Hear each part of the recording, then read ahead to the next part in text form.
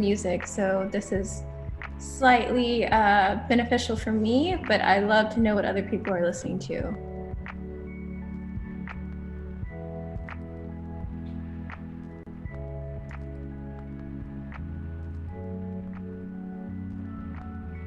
I'm trying to think of Halloween music.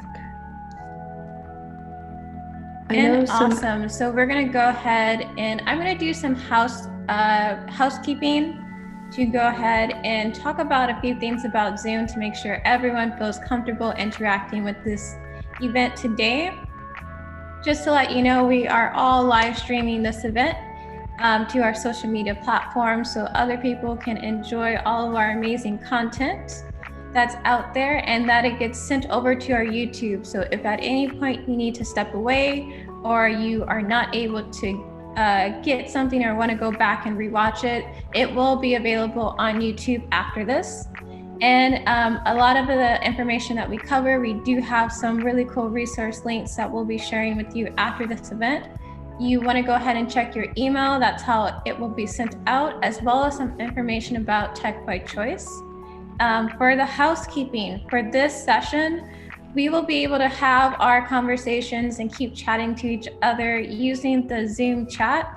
And again, you want to make sure that the to section in your Zoom chat is set to panelists and attendees to make sure that we can all see those questions and the feedback that you have.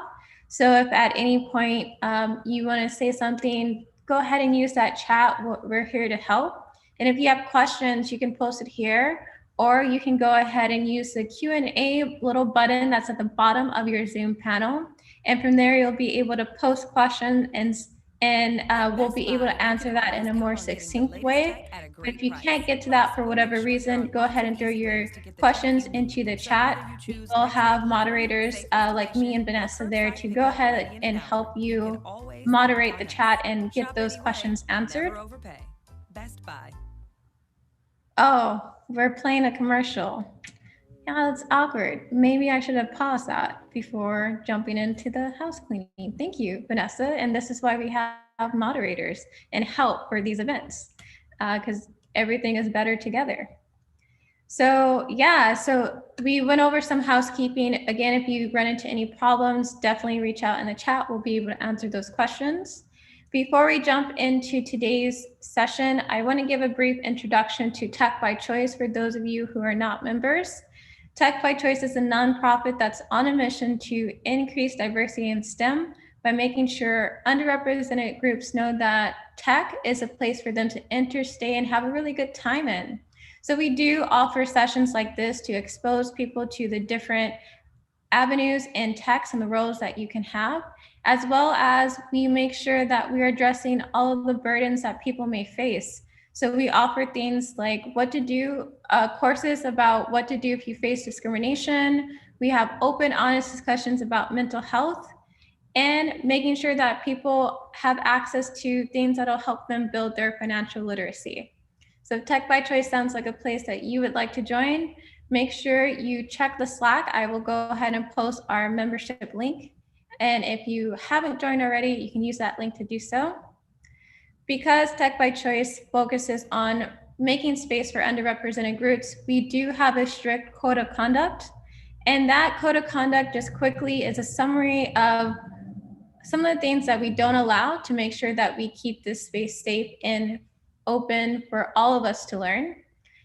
Details about that will be in the chat that you can review. And if you have any problems throughout this event, you can go ahead and reach out to me or Vanessa, and we'll do our best to handle the situation.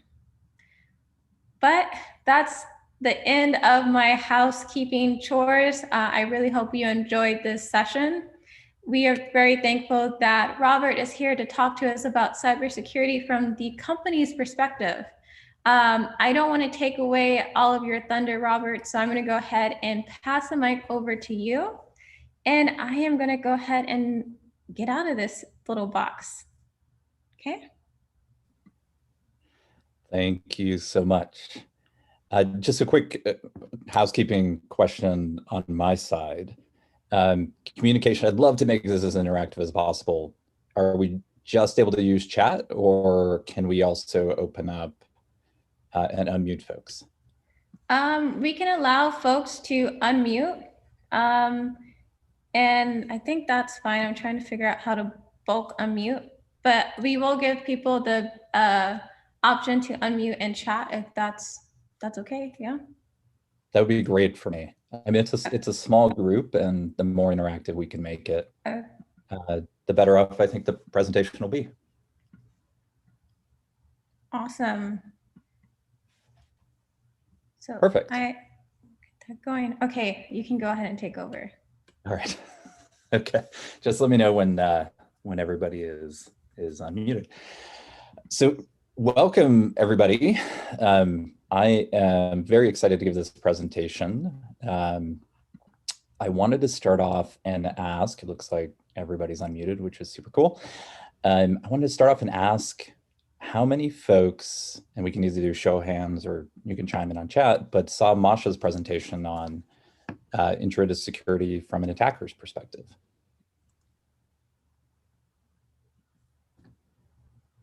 This is Vanessa. I saw. Cool.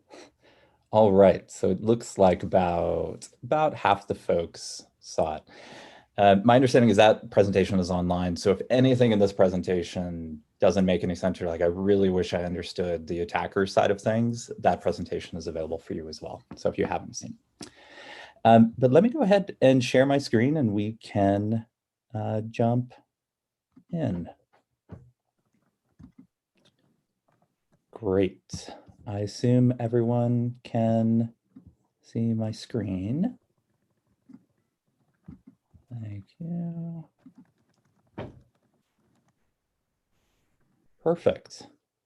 So this presentation, and I should probably do my own introduction at the same time. I've been in the security space for about 30 years. I would say professionally and unprofessionally. That's me at 13 when I started getting into security. I used to ride my bike to Barnes and Nobles and read security magazines for fun as a 13-year-old kid, just because I was curious how things worked. So I've been doing this a really, really long time. And I will be the first to admit that I may use a bunch of words that you're like, you know what, I just don't know what you mean by that, or that acronym doesn't make any sense.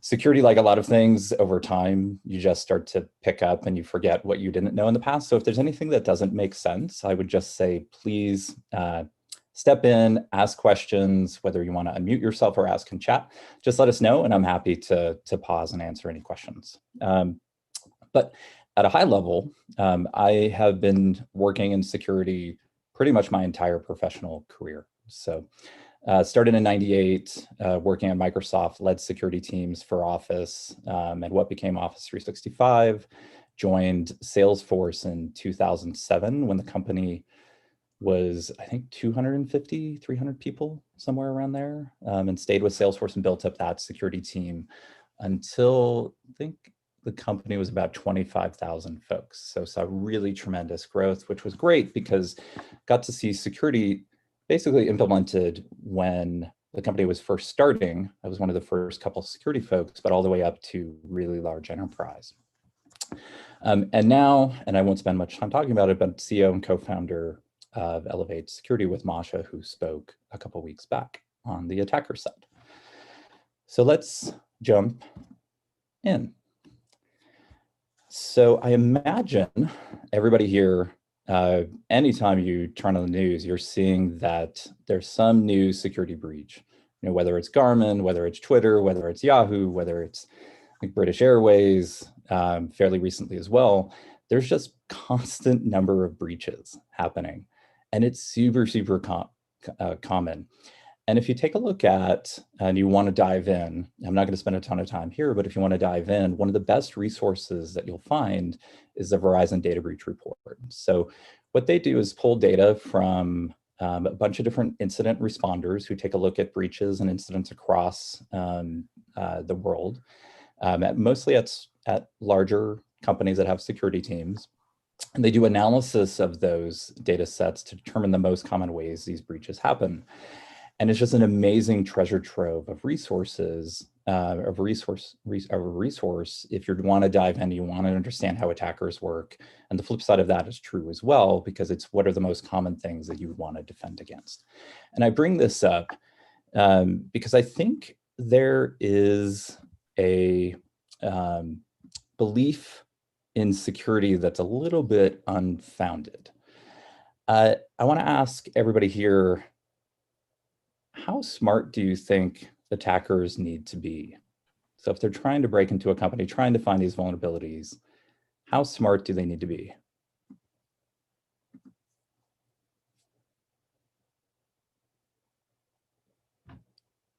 Feel free to unmute yourself and chime in.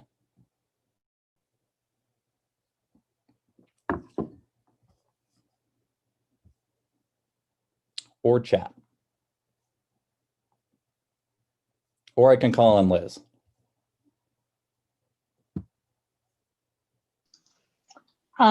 Sure. I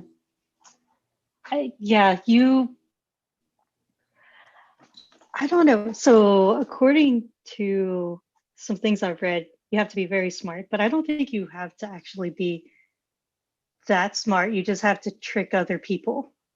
Yeah. Into giving you their information. Yeah. We got we have someone who responded in the chat. Haja said that I think they would have to be pretty smart to get past the company's security policies. Yes. True. One of the interesting things about security is that there's this really weird dynamic. I don't want to spoil the next question, but on the attacker side, if you think about it, they only need to be right once. Like ultimately, all they need to do is see something end to end and attack end to end for it to be successful. So I like to call them the, to be successful as an attacker, you could be a D- student and you'd be good because you just got to be right once. You don't got to be right every time. Time is on your side. You can spend as much time as you need. And ultimately, at the end of the day, if you're, you don't have to even think about it. How do I beat security policies? How do I beat technology? You just have to fool one user. And if you can fool one user, you can get in. So a lot of these breaches are not really technically sophisticated. And they're oftentimes fairly easy to pull off. I think the news sort of makes it look like it's really, really hard, but the reality is it's actually often not. But I think, frankly, intelligence and being smart and how smart are they is relative, because if you were to ask our president, sorry, this is so quiet. Hold up. Nobody gets hacked. To get hacked, you need somebody with 197 IQ, and he needs about 15% of your password, right? This turns out not to be true. You don't need 197 IQ. I actually know a lot of people who are hacking into things who actually are not necessarily the smartest people. And it actually really has nothing to do with having 15%, 10%, 20% of a password. Actually, none of that really matters. And it's all relative. And going back to my earlier statement, you just have to be right once.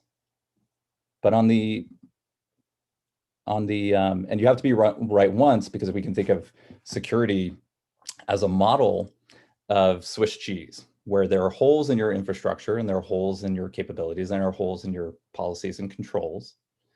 An attacker just has to find a path through. So there might be a whole bunch of holes built in, not by default, but just because of maybe you forgot to you didn't patch something, you forgot to apply control, something was missed somewhere. There was probably some level of human error that an attacker was able to get through.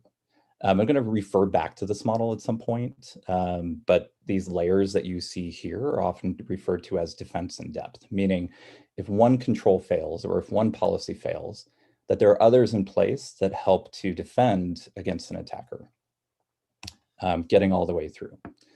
The flip side of this is if you're on the company side and you're trying to protect against an attacker, you have to be right 100% of the time, which is really, really hard, because if you think about the security team, they're not the ones making the everyday decisions. They're not the ones making a decision on, do I open up this email or not?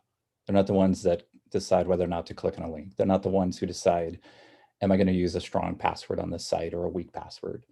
Or am I going to open this attachment? Things like that are not up to the security team. It's up to the individual employees because they have to be able to do their job. And so it actually is really, really hard from a defender's perspective on the company side to be right. And to be right 100% of the time is really, really hard. So personally, I started off my security career on the quote unquote hackers side of the house. And I have to say, I did it for probably about 10, 15 years. And it was tremendously easier than it is to be on the defender side, to be on the company side and try to protect against someone trying to break in. Because ultimately what you're trying to do is put enough layers of defense in so that every one of these attackers' attacks that come in are blocked at some level. And we'll circle back on this in a few minutes. So I wanted to introduce 3 different concepts that I think make security easier to understand, because in my mind, one of the challenges with security is that if you're on the outside looking in, it seems like magic, like there's wizards and magicians that are handling this stuff, but in reality, it's not the case. They just have experience in it that allows them to pull off these attacks or put the defenses in place to be able to defend against them. So I wanted to cover 3 really basic things. Number 1, I wanted to start with what is it? Number 2, I wanted to talk about where do you apply these security measures and how do you think about them? And number 3, I wanted to talk about how. So when you're building these security tools, what is that secret sauce behind it that actually allows a company and the tools that they buy to successfully defend against attackers? And the secret sauce is important because it's the same general principles that are applied to all different security tools across your network and your devices you're trying to protect, the users you're trying to protect, and the applications you're trying to protect.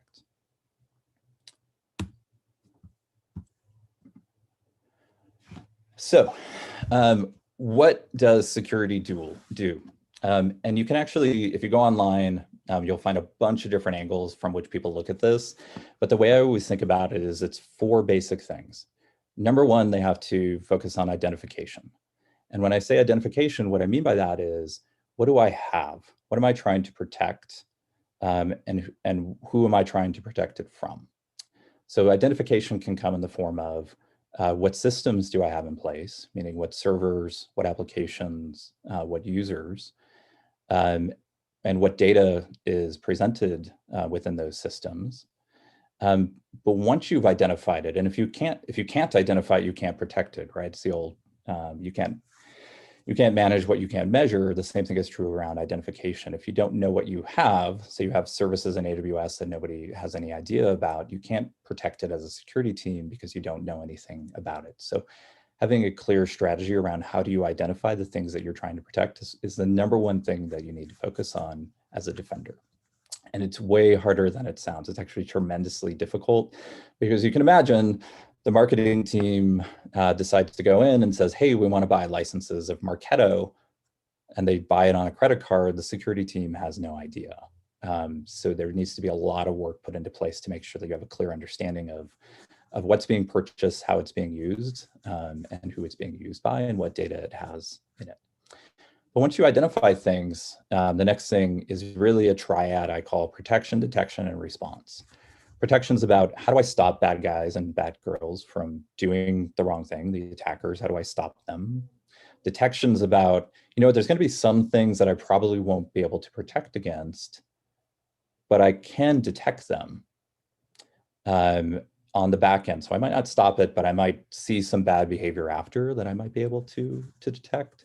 And then response is, hey, I missed that thing. I didn't protect against it. Maybe I didn't identify it, but I know it happened one reason or another, and I've got to go clean it up. So when we think about security, it's really those 4 things: identification of what you have, protection against the attacker, detecting an attacker when they do get in as quickly as you possibly can, the faster, the better, and then responding and cleaning up after you've found them. And I just want to make sure I'm going to pause here and make sure that that makes sense and see if there's any questions on this.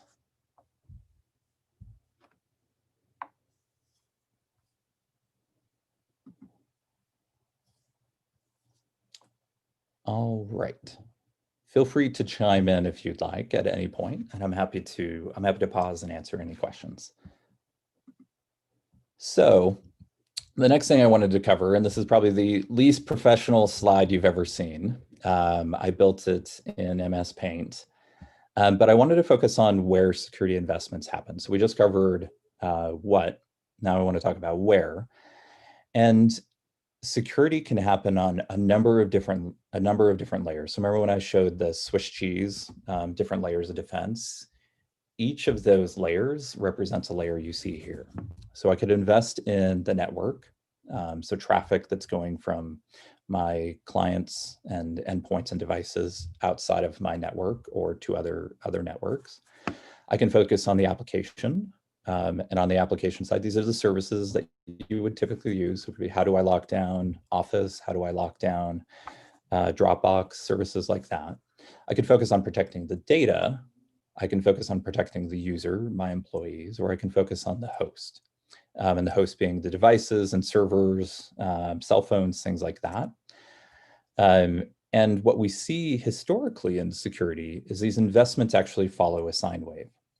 And the reason they follow a sine wave and oscillate back and forth is that as you move closer to the network, you have a broader set of visibility, like you can see more.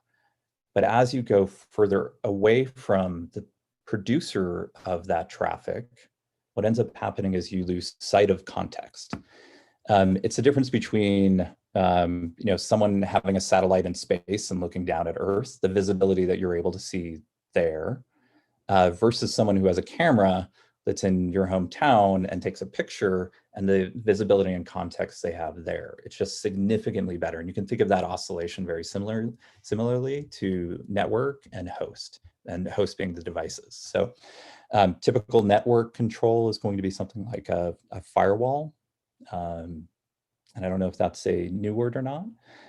Typical host-based control is going to be something like antivirus, anti-malware, things like that. Right now, as an industry, we're actually very focused on the user. And the reason that is we just went through a cycle of a very heavy focus at antivirus, anti-malware endpoint device protection tools. So it's oscillating back up at the moment to focus on the people side. So I want to talk about how, which is the secret sauce of pretty much every security program and security software out there. Let's say hypothetically, you thought that cats were evil. I may be the only person who thinks that, but let's say hypothetically you think cats are evil and they're behind all of the attacks out there. How would you go about, and this is a question for all of you, and again, I'll pick on someone if I don't get anyone unmuting themselves. How would you go about, if you wanted to build something to identify cats, either on, let's just say on web pages, you wanted to identify cats on web pages, you're like, I just don't want to see cats at all. How would you go about building something to identify cats? And Liz, I'm going to pick on you again. Why me? Because I like your jellyfish. I guess if I don't want any cats, I would just try to see if I can identify like a picture of a cat or the word cat, and then just block it. But it's just kind of like, I basically have to know what I'm looking for to block it, rather than like blocking before I know what it looks like. Yeah. So you would, I'm going to repeat back what I heard. And I think you actually covered two of the topics here. You would identify words like cat. and then you would train it based on images to identify cats as well, because you like dogs, right? Yes, I like dogs. Okay. Not trying to put words in your mouth. And security actually has a very similar approach to this as well, which is, hey, I want to identify the attackers, and I go about it typically two different ways. One is what's called signatures, which is, I know this attacker attacked with this pattern. I'm going to look for that pattern. And so if we were thinking about it from the evil cat, I would look for the word cat. I might look for evil cat. Maybe I'd look for kitten. Maybe I'd look for kitty. There's a bunch of different things that I would look for there. But it turns out that's really, really hard. For the same reasons it's really hard in real life to say I'm going to block all cats or dogs, depending on your preference. It's really hard to do it in security too, because all of a sudden I go, well, you know what I'm going to do is I'm going to make it all lowercase. And then what I'm going to do is I'm going to add some spaces. And then what I'm going to do is I'm going to add some non-visible characters between the C and the A and the T. And then what I'm going to do is I'm actually just not even going to use the word cat. I'm going to use, I'm going to translate it to French or Spanish or another language. And it turns out it's tremendously difficult to block based on signatures. But that is the cornerstone of most security programs and how they protect against an attacker. So as an attacker, in their heads are like, well, I know they're going to look for this because that's been done 1,000 times before. So I'm just going to tweak it just a little bit to make it impossible for them to catch. And there's actually software out there that takes a given payload, an attacker's payload that they're trying to use to attack someone. And it uses something called polymorphism, which just changes it up in a bunch of different ways and makes it near impossible to catch. And changes it up enough so that even if you did it once, the next time you're going to do something different, next time you're going to do something different, the next time you're going to do something different. So actually gets really, really difficult to identify. The flip side of that, of using signatures, is called behavioral. So in Liz's example, well, I might look at pictures, or maybe I would take videos and I would say, okay, based on what I see, this is what a cat does. You know, it has fur. It is very light on its feet. It always lands on its feet. It's got all these different attributes. Security does the same thing, where it says, okay, I'm going to take a look at this malicious software or this phishing email, and I'm going to say, what are the attributes of this that make it bad? And I'm going to say anything that has these similar attributes, just in general, kind of look the same. I'm going to use that same thing to identify badness. And it turns out it's actually really difficult to get right, because there's a lot of false positives, but there's also a lot of false negatives. Because if I know you're training it off of things that you've seen before, then I just need to pivot it just a little bit to work past that. And the same thing is true with the third example there of math, and math being typically people using artificial intelligence, machine learning. Problem with this is a problem with machine learning in general, is that it's trained on a data set of known bad.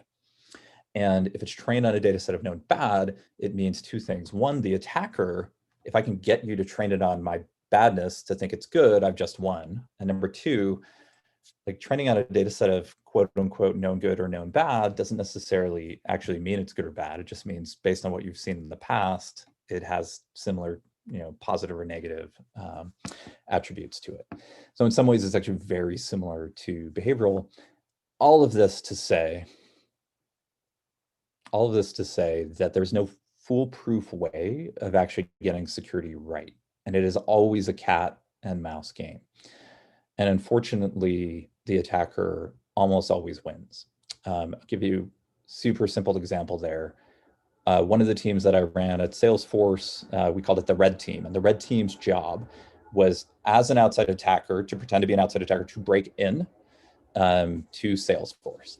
And the number one rule of red teams, and this is not just at Salesforce, this is every red team in its existence, is that the red team always wins.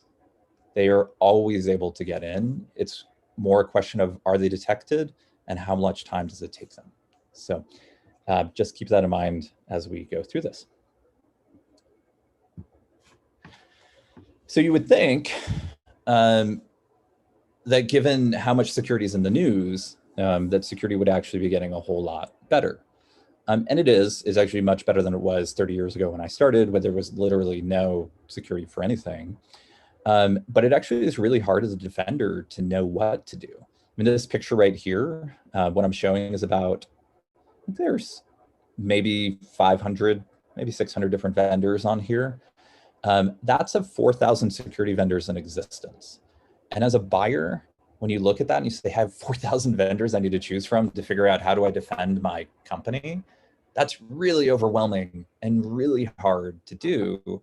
And so it's really tough to know where to start because every vendor is kind of saying the same thing, like, hey, we're going to protect you. We're going to detect stuff faster. We're going to be able to respond quicker so you can clean things up. But it's really, really hard coming at this. And I'll give some resources at the end. I know looking at this, you're like, I don't know where I start, but I'll give some resources at the end for the folks that might be interested in getting their foot in the door in security, or just interested in sort of a general lay of the land as for like, where do you start? We'll cover that. But the point of this slide really is, holy there, it's kind of overwhelming. There's a lot of vendors. It's really hard to know where to start if you're on the defender side. And on the attacker side, again, way easier because you only have to be right once. So I wanted to spend a couple minutes talking about a very typical enterprise security architecture, probably oversimplified to be frank, but I think it sets the tone of why attackers often win and how a defender needs to think about architecting security.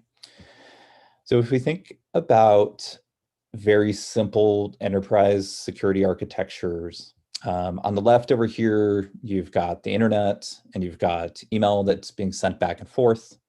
It's, again, way more complicated than that. And on the right, you have a whole bunch of different devices.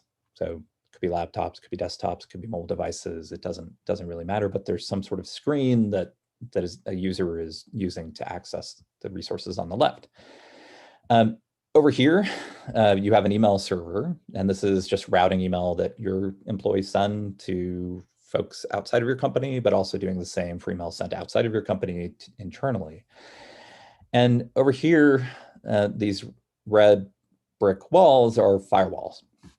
And the firewall's job, and this is very oversimplified, but the firewall's job is pretty simple, which is, hey, when an employee needs to get email, I'm going to let them get email. When an employee needs to go out to the internet, I'm going to let them go out to the internet. And when an employee wants to access, maybe Napster, sort of dated, but some older, some Tor networks or something, I'm like, nah, you're not gonna get that. So super, super simple. The firewall's job is basically a gatekeeper that says, I'll let this pass or I'll block this.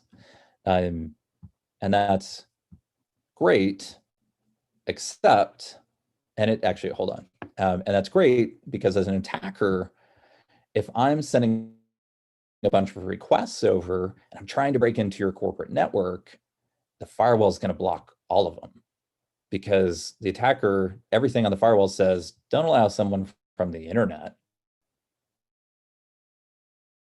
on my corporate network or access laptops on my corporate network. Like, I don't want that. So like, just block them all, which means at the end of the day that the security team is happy. So you've got this guy over here, he's super happy, put a firewall in place and it blocked everything and the attacker was sad. But the reality is it's not that simple. So an attacker typically isn't just sending requests and trying to get into your corporate network. Why would they do that? Because they know it's going to fail. What they do instead is they use the avenues that you have to let through. So what are those two avenues that are typically always let through a network? Well, it's going to be the internet and it's going to be email, right? So as an attacker, if I can control an internet site that someone may browse to, or if I can force you to go to that internet site, I can then compromise your machine if I know about a particular exploit that will get me there. Same thing is true with email. So as we dig through this and we start talking about the different vulnerability types, internet and email are going to be the two that are sort of ubiquitous, that are consistently showing up around how an attacker is actually able to compromise these machines. which the security team is sad and the attacker is happy. And the reason this is, I talked a little bit about defense in depth, but it turns out that most companies think about security as this hard, crunchy outside, meaning no one should be able to get into my corporate network, and a soft, chewy center, meaning once you get in, you can kind of move around however you want. And I think the same would be true if you're working in your own company, and you probably realize that an attacker probably has a really hard time getting in, but once they're on your machine, and if they've run malicious software and it's running as you, it's now running as you, which means it has access to everything that you have. So this notion of, these are the best cookies ever, but this notion of hard, crunchy outside, soft, chewy center is basically a cornerstone of security that we're trying to move past by implementing defense in depth, so different layers of security at different levels. But in many cases, that's not true. There's a very difficult to cross path that once you get in is much easier. And that's, again, why the attacker will use the internet and email as the two gateways into your network, because they're almost always allowed through in general. Oh, yeah, basically that's what I just talked about. This is where you want to get to. The reality is it's often one slice, and you haven't built out all of the tooling to be able to defend against all the different layers of attacks. So as a defender, what do? You're like, well, email and the internet are bad. I mean, they're not bad, but from a defender's perspective, like that's your biggest risk. And so what you want is more control and more visibility. And so that's your thumbs up for you once you have that. So inevitably what you do is you start to implement more and more security technology in more and more places. So going back to defense in depth. So you start putting software on all of your devices. You start putting something that's in front of the firewall let's call it internet proxy, which monitors all the traffic and says, this is good, is it bad? And it's monitoring it back and forth and trying to keep track of everything. And then you're like, well, I don't want people sending like sensitive files across the internet, or I don't want people uploading things to Dropbox, or I don't want them sending it to their personal email. So you implement something called data loss prevention, or DLP. And then you add security software to your email security gateway. You're adding it basically everywhere. So everything that could possibly have a layer of security, you're trying to add it at every step of the way. And you're trying to do it with the protection, detection, and response triad in mind. So you can quickly see, if I was to go back to the slide with all the vendors, why there's so many vendors in security, because every step of the way, you're adding more and more software to try to add more and more defense in depth to try to stop the attacker from getting through.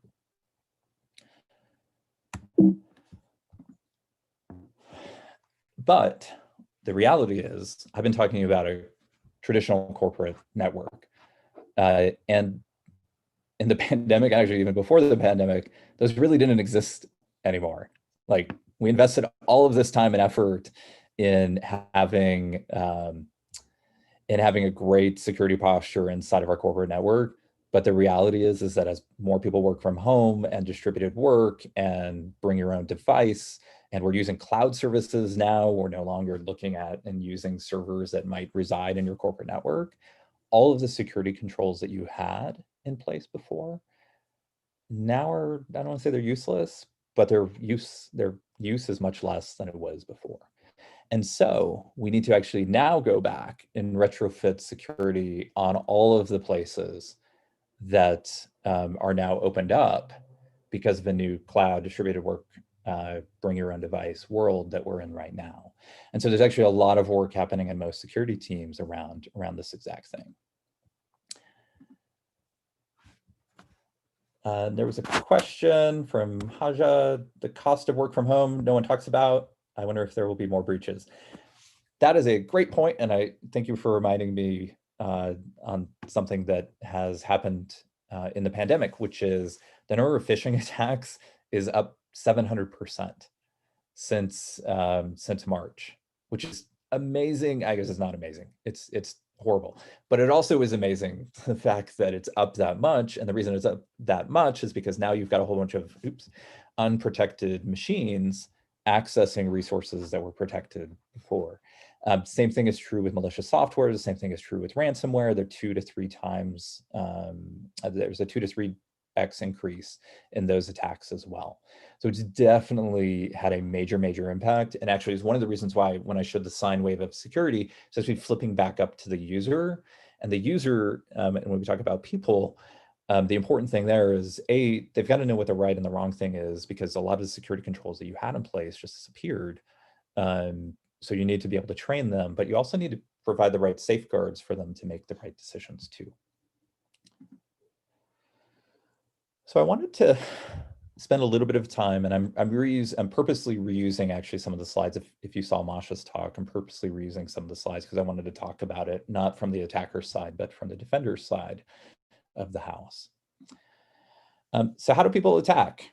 What you see on the screen is a bunch of the most common types of attacks. There are many, many more that come into play here, but these are generally the top 6 or 7 or so.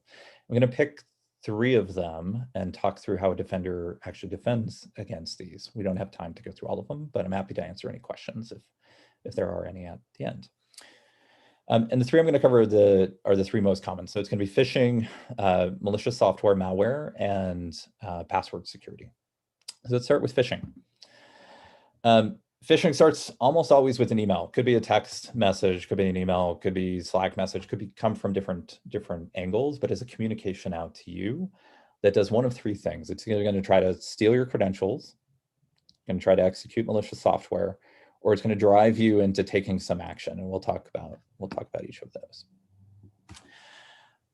This right here is pretty traditional. I think everybody's seen a phishing email, but a pretty traditional phishing email, which pretends to be from PayPal, says, hey, your account's been suspended, click this link, and you can clean it up. If you were an attacker, and you needed to bypass a customer security posture that they have in place, do you think it'd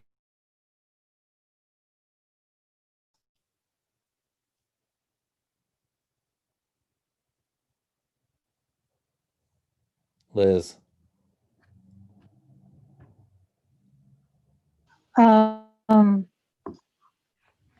Yeah, I agree with what Rory just typed into the chat. Depends on whether the person, like who gets the email, is like prepared to see something like this, or if they're not, then they might just be like, oh no, I use PayPal for everything. But otherwise they might just be like, wait, this might be suspicious. Yeah, for sure. No, so the end user, it's important for the end user to understand what they need to do. And there's a bunch of guidelines that we can give them. From a defender perspective, like your goal is for the end user to never get a phishing email. That's your goal, right? Because you don't want to put them in a situation where they have to make that decision. But the reality is it's really, really hard. And if you were a defender, or you were trying to stop this PayPal email from coming through, you're going to do some pretty simple things. And some of the things you're going to do is you're going to look at the from. You're going to be like, okay, I'm going to create a list of all these different vendors that I know should never be spoofed. PayPal is one, your banks are another, Amazon might be another. And then what I'm going to do is I'm going to look at the message body, and I'm going to look for keywords that might trick me or trick the user. And I'm going to look for logos, and I don't know if that's actually PayPal's logo. I don't think it is, but to someone like me who doesn't use PayPal all that much, you might go like, oh yeah, that totally looks like PayPal's logo. But I'm going to look for these key indicators. But the reality is that you can never be perfect. It's actually really, really hard, which is probably why. But services are getting better, but it's really, really hard, and it's a constant cat and mouse game. And the next thing you're going to do is you're going to look at the URLs and where they lead off to. And is it a good site, known bad site? Maybe it's a site I've never heard of before, and you're going to make a decision based on that. But a phishing email isn't just an email, it actually is often leading you to do something.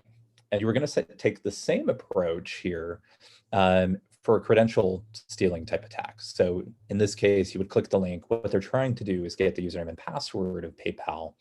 But you can tell in the URL right here that I think it says just, I don't know what it says, something animal .com, not PayPal's website, clearly, but they're looking to get your username and password. And the same thing is true here from a defender's perspective. What I'm going to look at is I'm going to use my internet proxy, so the gateway that's taking a look at all the traffic going back and forth. I'm going to say, do I see anything that looks like PayPal, or do I see anything that looks like these common sites that's a different URL or different domain name than something else out there? So I'm going to try to do my best to guesstimate. Maybe it's pulling images from PayPal's website or different resources like JavaScript or style sheets, and it's pulling it in from a domain that's not PayPal. I'm going to look for things like that. But again, it's really hard to be perfect because you're still going to have a lot of false positives and you're going to have a lot of false negatives. And the false positives probably come from the fact that not all PayPal resources are on PayPal's domain. The marketing team is going to spin up some raffle for people. You know, the sales team is going to put some sales collateral up on some site that's not paypal.com. There's a lot of different reasons why it's actually a really hard problem to solve. And it actually can get even harder because maybe I'm not even trying to steal credentials. Maybe I just send you an email and said, hey, can you transfer over a bunch of money? And prior to me coming to Elevate, one of the things I worked on was at a real estate escrow company, where that is the #1 challenge in the industry is wire fraud. And it's really simple, where it's people send an email to a title agent or an escrow agent. And they say, hey, I gave you the wrong wiring information, you know, that you're supposed to send me the money to. Could you wire it to this account instead? And you can imagine, I think the average sale price in the US right now for a house is about $200,000, $250,000. That is a significantly meaningful amount of money that if you don't get it back, you're in a really, really tough shape. So, and again, it's super, super hard to detect these because what you're doing is you're basically trying to understand intent and context of an email in many different languages. And again, the cat and mouse game, it's actually pretty difficult, and it oftentimes falls back to the education of your employees to make good decisions.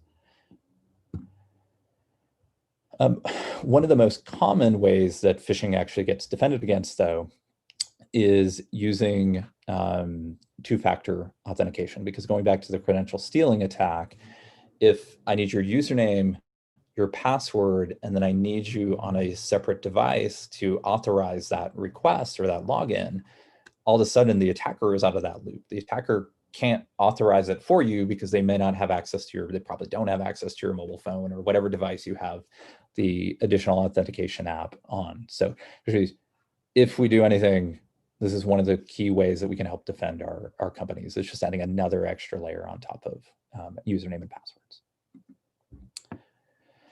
So I'll talk a little bit about weak passwords and compromised credentials.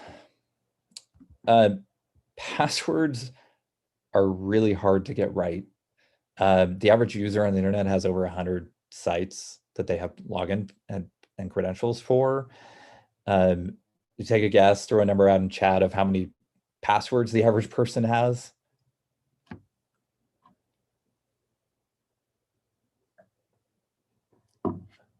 So 100 sites on average. I'll show you super close. The average number of passwords is 6, which means clearly that they're reusing passwords left and right.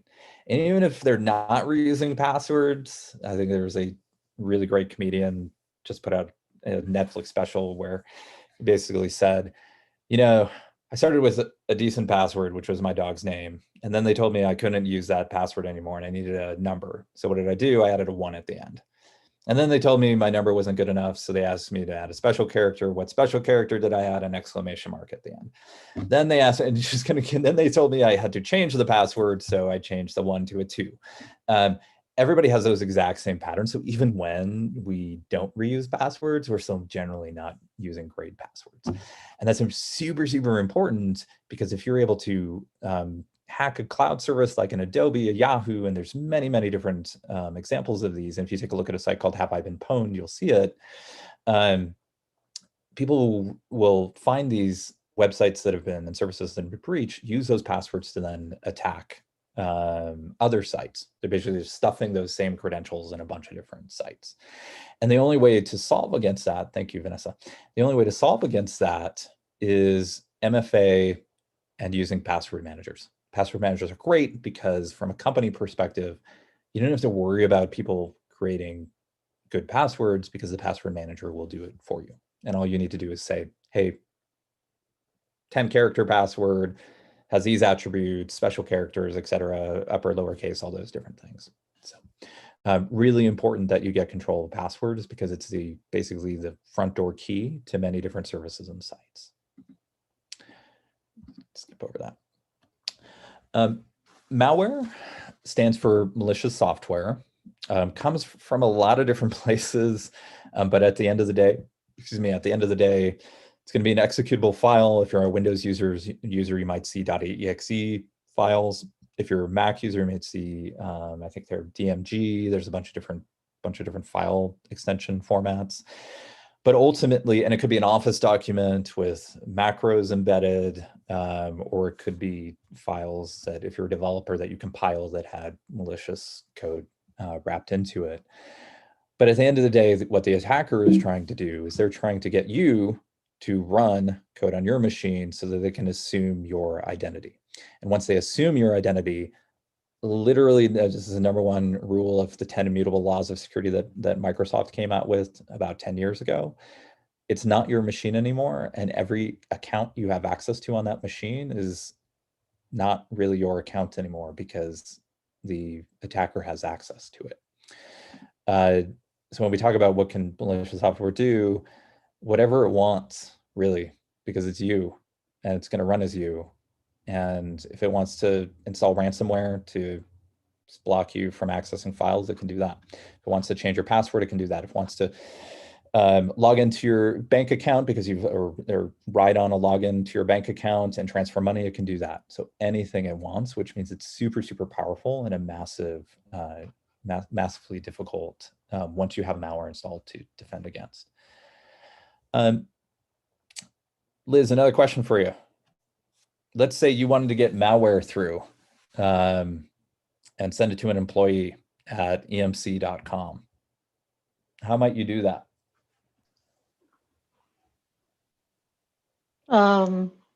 My first thought is just to put it into like a doc or a Excel file or something where as soon as they open it, it just runs, but it looks not suspicious if you're not like paying attention. So like it might say like, for example, here's your invoice.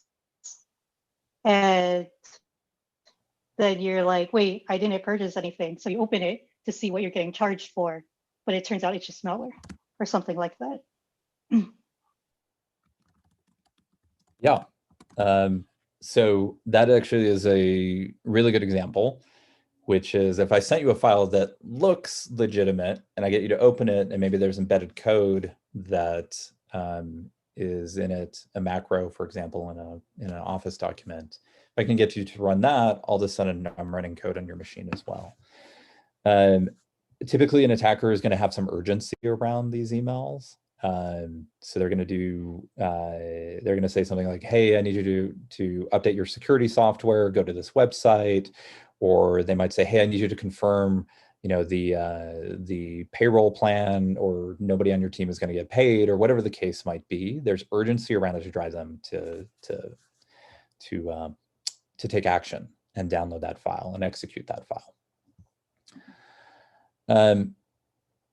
And the reality is, from a defender's perspective, there's a few key things that you need to do. So #1, you've got to install updates, because one of the key ways that people take advantage of malicious software is exploiting unpatched vulnerabilities. So you have to get really, really good at patching. #2, you need to make sure that you have the right tools in place when it comes to internet browsing and email security to be able to detect potentially malicious software. Sometimes you can quarantine file downloads, you can run it off to separate third-party services to detect whether or not it's bad or not, but ultimately you need to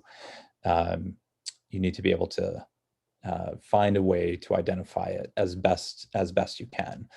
And then you also have to assume that at some point in time, your users are going to install malicious software. And if that's the case, my suggestion there is that you have really, really good detection software on your hosts and your endpoint, your devices, because the quicker you can detect something bad happening, the quicker you can clean it up, which means you might be able to get away with, hey, the user installed malware, but we noticed it was doing something suspicious, so we're able to actually clean it up in like 30 seconds once we saw it doing something.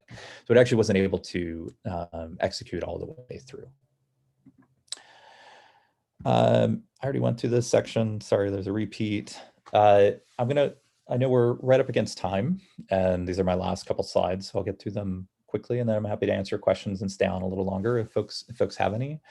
There's a lot to security. It's actually, it can feel really complicated. One of the best resources that I know of is the CIS Top 20 Controls, and they basically break security down into, these are the 20 tactical things that you need to do to build a security program from a defender's perspective. So it'll cover things like, how do you do patch management? How do you protect your devices? How do you ensure strong password security, with a bunch of recommendations in there, and it's actually really, really good. NIST is another good resource from the US government if you really want to dive deeper into this. Like I mentioned earlier, Verizon DBIR. And if you're in a position where you're like, I'd really like to get into security, it seems really, really interesting. There's a link here, and I'm sure we'll share this deck out, but there's a link here on how do I enter the cybersecurity field when I don't necessarily have experience, because it feels really daunting. The reality is that it is a field that can be broken into with fairly minimal experience, but it's just identifying what is that right role for you given your experience. So I very much welcome folks to dive in. And here's some resources if folks want to do some more work on their own. And that was all I had. I'm happy to stay on and answer any questions anybody has. Thank you so much for that presentation, Robert. It was great. I'm going to go ahead and stop the recording of the live streaming. Just want to say thank you all for joining, whether you're virtual or in the Zoom right now. We had a really great time, so thank you.